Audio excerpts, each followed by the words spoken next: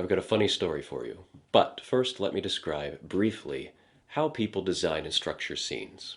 One way is to already have your dialogue and your messaging written out, so that the only thing you need to do is find camera angles, movements, and music to complement your message.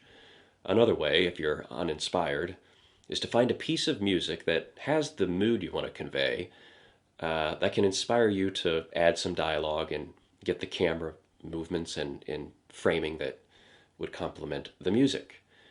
The other way is that most commonly when we think of scenes and films that we want to write or make, we already have in our minds what it's going to look like as we're thinking through the shots.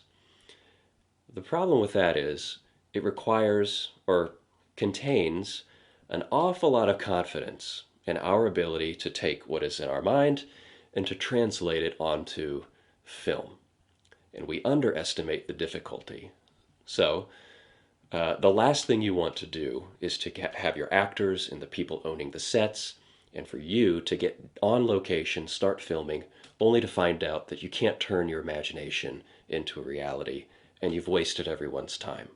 So to combat this, we oftentimes practice. We practice off-site with the angles, with the stand-ins, with the dialogue, just to make sure it all sounds great, looks great, makes sense. Problem is, when you're a one-person camera crew, you're your own sound guy, and no less in the scene that you're filming, it requires a lot of creativity to make this whole thing work. And when it happens and you've got to make do with what you have, it can seem ridiculous. And I have one of those ridiculous instances, but I think you're going to find it quite funny. And most importantly, I have a burning question to ask you after we take a look that require my attention.